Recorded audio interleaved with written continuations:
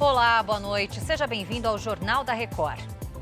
Presidente eleito Donald Trump começa a preparar a transição de governo.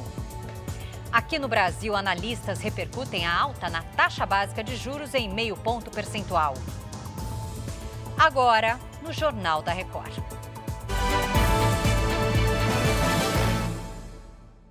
Oferecimento: Cartão Bradesco. Tenha 4 pontos por dólar gasto. Abrimos essa edição do Jornal da Record com as atualizações da eleição americana. A vitória rápida de Donald Trump marcou o resultado da corrida à Casa Branca. E o republicano começa a preparar a equipe de transição. Vamos conversar com o nosso correspondente na Flórida, Vandrei Pereira. Oi, Vandrei, boa noite. Uma vitória incontestável e em estados decisivos, não? Olá, Lidiane, boa noite, muito boa noite a todos. Isso mesmo, a vitória foi confirmada depois que Donald Trump alcançou a marca de 276 cadeiras no colégio eleitoral com a conquista do estado do Wisconsin. No total, ele precisava de 270 para garantir essa vitória na corrida eleitoral. O republicano venceu tanto nos votos populares quanto em número de delegados, pela primeira vez em 20 anos. Trump será o 47º presidente dos Estados Unidos e tem apenas 2 meses e meio para concluir os trabalhos com a equipe de transição de governo. Kamala Harris fez um discurso para apoiadores na Howard University, em Washington. A democrata reconheceu a derrota e prometeu auxiliar na transição de governo. O presidente Joe Biden conversou hoje com Donald Trump por telefone e o convidou para ir até a Casa Branca.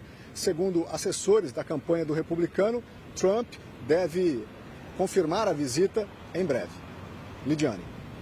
Obrigada, Vandrei, pelas informações. Bom, segundo as projeções, Donald Trump venceu nos estados em que as pesquisas indicavam que a disputa seria acirrada. Trump também melhorou o desempenho em estados democratas. Vamos ao mapa. O republicano Donald Trump conquistou, até o momento, 295 delegados contra 226 da democrata Kamala Harris. Se as projeções matemáticas se confirmarem, Trump vai alcançar 312 delegados.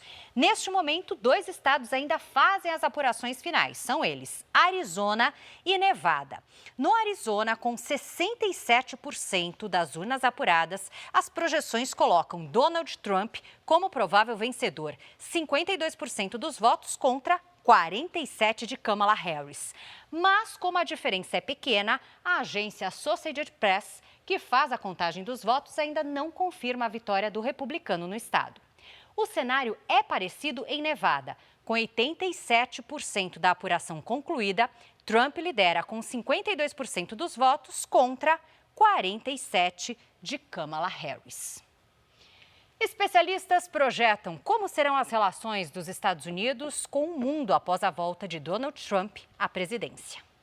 Depois de uma campanha sem precedentes, com Donald Trump escapando de um atentado e o presidente Joe Biden sendo substituído pela vice Kamala Harris, a eleição nos Estados Unidos consagrou o candidato republicano nas urnas. Para este professor de Relações Internacionais, Donald Trump deve se afastar dos acordos multilaterais com países e organizações. Um exemplo seria a taxação dura a produtos chineses. Ainda assim, o especialista acredita que o novo governo Trump deve tentar acelerar um cessar-fogo na guerra entre Rússia e Ucrânia e aumentar a ajuda a Israel. Ele já sinalizou ao governo Netanyahu que vai ali ser mais ainda incisivo na defesa de Israel no Oriente Médio, principalmente tendo como alvo quem? O Irã. Cientistas políticos ouvidos pelo Jornal da Record dizem que em qualquer governo americano, a América Latina não é prioridade. Já na relação com o Brasil, o maior país da região, os especialistas avaliam que a tendência é de que ela seja pragmática, isto é, com objetivos práticos e realistas, independentemente da orientação ideológica dos dois governos. Eu não acho que vai escalar para algo que comprometa comercialmente e do ponto de vista de negócios a relação entre o Brasil e os Estados Unidos. Resta saber como o grupo mais ideológico do governo Trump vai influenciar as relações com a América Latina. Se esse grupo prevalecer, o Brasil está numa situação muito ruim, porque claramente hoje Trump e Lula não têm nada em comum. Pelo contrário, até é importante falar que quando o Lula foi candidato, o Trump gravou um vídeo insinuando que o Lula era comunista e apoiou o Bolsonaro. Aqui no Brasil, o Banco Central elevou a taxa básica de juros em meio ponto percentual e a Selic vai a 11,25% ao ano. A decisão repercutiu no setor econômico.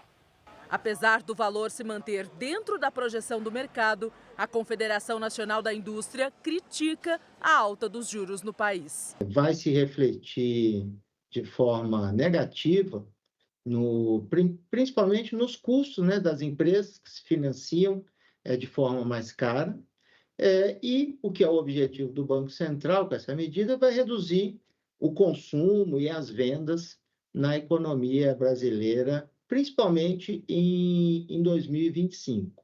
Para o Sindicato da Micro e Pequena Indústria do Estado de São Paulo, a mudança tem impactos negativos à atividade econômica. Subiu a Selic, sobe a inadimplência junto, tanto do fornecedor como do cliente. Então, é muito ruim para o setor produtivo. O Banco Central alega que o cenário econômico nacional e internacional demanda uma política monetária mais contracionista. E para os economistas há uma outra questão importante a ser discutida: as políticas de controle fiscal aqui no Brasil. A gente tem uma peça completamente fora do lugar no Brasil, que é a política fiscal. Por isso que está todo mundo de olho em que vai sair dessas discussões todas do governo com relação à meta de superávit primário. Este foi o Jornal da Record. Você fica agora com Fala Que Eu Te Escuto. Uma ótima noite.